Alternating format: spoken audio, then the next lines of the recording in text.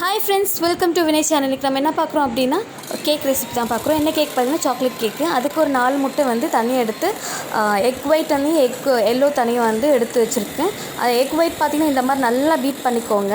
நம்ம எவ்வளோக்கு பீட் பண்ணுறோமோ அந்த அளவுக்கு வந்து நல்லா கேக் சாஃப்டாக இருக்கும். ஸோ இந்த மாதிரி பண்ணதுக்கப்புறமா அரை கப் அளவுக்கு சர்க்கரை, அந்த கப்பிலே உனக்கு அரை கப்பு எழுதியிருக்கும், அதில் அரை கப் அளவுக்கு சர்க்கரை எடுத்து கொஞ்சம் கொஞ்சமாக எடுத்து நல்லா பீட் பண்ணி வச்சுக்கோங்க. ஸோ இது மாதிரி நல்லா பீட் பண்ணிகிட்டே இருக்கணும். நம்ம பீட் பண்ண தான் அந்த முட்டை வந்து நல்லா நம்மளுக்கு வந்து ஸ்பாஞ்ச் மாதிரி கொடுக்கும்.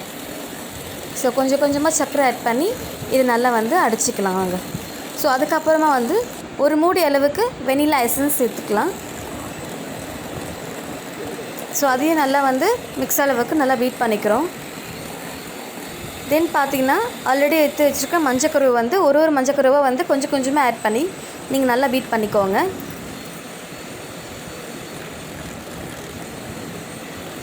ஸோ பீட் பண்ணி முடித்ததுக்கப்புறம் நம்ம இன்க்ரீடியன்ஸ்லாம் சேர்த்துக்கலாம். ஸோ அதுக்கு கொக்கோ பவுடர் எடுத்திருக்கேன் நான். ஸோ நான் இந்த பிராண்ட் தான் எடுத்திருக்கேன். ஸோ என்னெல்லாம் தேவைன்னு பார்த்துக்கலாம். ஃபஸ்ட்டுக்கு கொக்கோ பவுடர், ஏன்னா சாக்லேட் கேக்னால கொக்கோ பவுடர் மெயின். தென் பார்த்திங்கன்னா வந்து பேக்கிங் பவுடர், பேக்கிங் சோடா, கொஞ்சம் சால்ட்டு, தென் மைதா ஒரு கப்பு. ஸோ ஒரு சல்லடை எடுத்துகிட்டு இந்த மாதிரி நல்லா சலிச்சிக்கோங்க. ஒரு கப் அளவுக்கு மைதா சேர்த்துருக்கேன் நான்.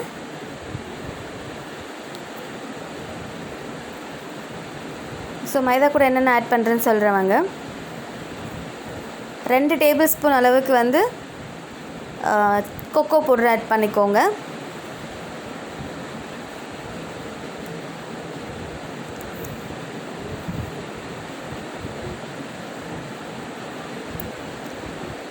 தென் பார்த்திங்கன்னா பேக்கிங் பவுடர் ஆட் பண்ணிகிட்ருக்கேன்.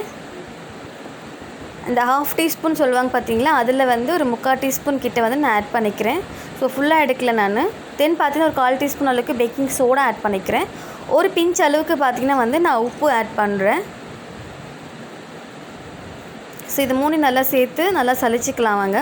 மைதா மாவு, cocoa powder, baking powder, baking soda, then salt, இது எல்லாத்தையும் சேர்த்து நல்லா வந்து மிக்ஸ் பண்ணிக்கணும். எல்லாமே ஒன்றா வரும்போது நம்மளுக்கு அந்த கேக் வந்து நல்லா ஸ்பாஞ்சியாக அப்படி உப்பி கிடைக்கும் இல்லையா, அந்த மாதிரி சொல்லுவாங்க. ஸோ நல்லா சலிச்சிக்கோங்க. எல்லாமே வந்து ஈவனாக வந்து விழுகிற மாதிரி பார்த்திங்களா, எல்லாமே கலந்து வந்து விழுது பார்த்திங்களா, அந்த மாதிரி இருந்தால் நல்லா கேக்குக்கு வந்து எல்லாமே மிக்ஸ் ஆன மாதிரி நம்மளுக்கு கிடைக்கும். ஸோ நல்லா சலிச்சாச்சு. ஒரு ஸ்பேச்சுலாவோ இல்லைன்னா பார்த்திங்கன்னா வந்து ஒரு விஸ்கோ எடுத்து நல்லா வந்து மிக்ஸ் பண்ணிக்கோங்க. ஒரே டைரெக்ஷனில் தான் மிக்ஸ் பண்ணணும். ஸோ ரெண்டு டைரெக்ஷனில் வந்து மிக்ஸ் பண்ணக்கூடாது. ஒரே டைரெக்ஷனில் மிக்ஸ் பண்ணால் தான் நம்மளுக்கு வந்து அந்த கேக்கோட பதம் கிடைக்கும். ஸோ ஸ்லோவாக ஃபஸ்ட்டு நம்ம கிளறிக்கலாம். ஸோ பெரிய பவுல் இருந்தால் கூட பெரிய பவுல் எடுத்துக்கலாம். மிக்ஸ் பண்ணுறதுக்கு கொஞ்சம் ஈஸியாக இருக்கும். ஸோ கொஞ்சம் கொஞ்சமாக அப்படியே நீங்கள் மிக்ஸ் பண்ணிகிட்டே இருந்தீங்க, எல்லாமே வந்து நல்லா கலந்து வரும். அந்த முட்டை, சர்க்கரை ஆல்ரெடி சேர்த்துறது எல்லாமே இந்த மாவோட நல்லா சேர்ந்து வரும்.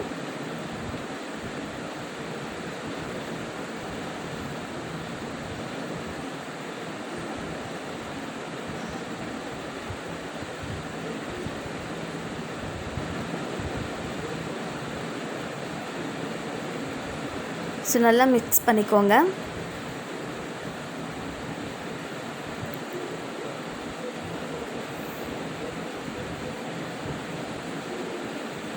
உங்களுக்கு ஸ்டார்டிங்கில் அப்படி தான் இருக்கும். இந்த மாவு ஆட் பண்ணுறதுனா, மைதா மாவு ஆட் பண்ணுறதுனா கொஞ்சம் அப்படி தான் இருக்கும்.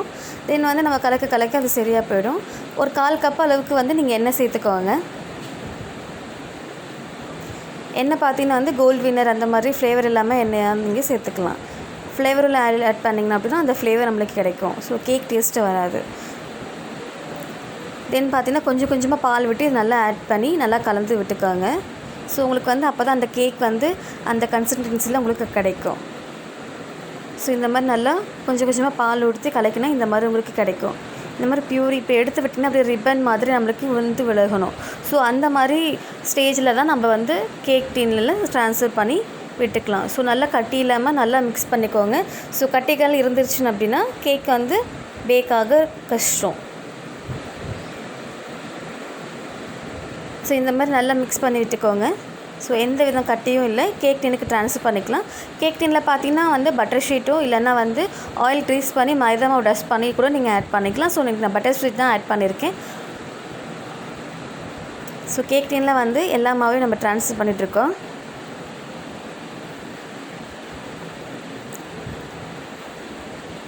ஸோ அதுக்கு முன்னாடி வந்து குக்கர் வந்து ப்ரீ ஹீட் பண்ணிக்கோங்க. 10 மினிட்ஸ்க்கு முன்னாடி குக்கர் வச்சு ப்ரீ ஹீட் பண்ணிவிட்டு அதுக்கப்புறம் வந்து நீங்கள் கேக் வந்து பேக் பண்ணுங்கள்.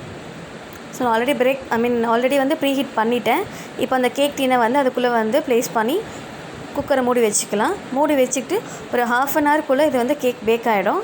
ஸோ நீங்கள் அதுக்கடிக்கு திறந்து கூட நீங்கள் பார்த்துக்கலாம். ஒரு டூத் ஸ்டிக்கோ இல்லைன்னா வந்து ஒரு ஸ்பூனோ இல்லை கத்தியோ வச்சு கூட நீங்கள் பேக் ஆச்சா இல்லைன்னு சொல்லி செக் பண்ணிக்கலாம். ஸோ எனக்கு கரெக்டாக பார்த்தீங்கன்னா ஒரு 1/2 அன் ஹவரில் இது பேக் ஆகிடுச்சு. ஸோ கேக் வந்து ரெடி ஆகிடுச்சு. ஸோ இதில் வந்து க்ரீம் பூசி இன்னொரு வீடியோ நாங்கள் அப்லோட் பண்ணுறோம். ஸோ பார்த்தீங்கன்னா உங்களுக்கே தெரியும் எவ்வளோ ஸ்பாஞ்சியாக எவ்வளோ சூப்பராக வந்திருக்கு. நீங்களே பாருங்கள். ஸோ இது பட்டர் பீஸை வந்து நம்ம பிரித்து விட்டுட்டு ஆறுனதுக்கு அப்புறமா தான் க்ரீம் வந்து தடவணும். ஸோ க்ரீம் தடவை வேணும் நான் கூடிய சீக்கிரம் அப்லோட் பண்ணுறேன் உங்களுக்கு. ஸோ இந்த வீடியோ உங்களுக்கு பிடிச்சிருந்தால் லைக் பண்ணுங்கள், கமெண்ட் பண்ணுங்கள், ஷேர் பண்ணுங்கள், மறக்காமல் சப்ஸ்கிரைப் பண்ணிட்டு பெல் ஐக்கான் கிளிக் பண்ணுங்கள். அப்போ தான் நாங்கள் போகிற வீடியோஸ் உங்களுக்கு உடனே ரீச் ஆகும். தேங்க்ஸ் ஃபார் வாட்சிங்.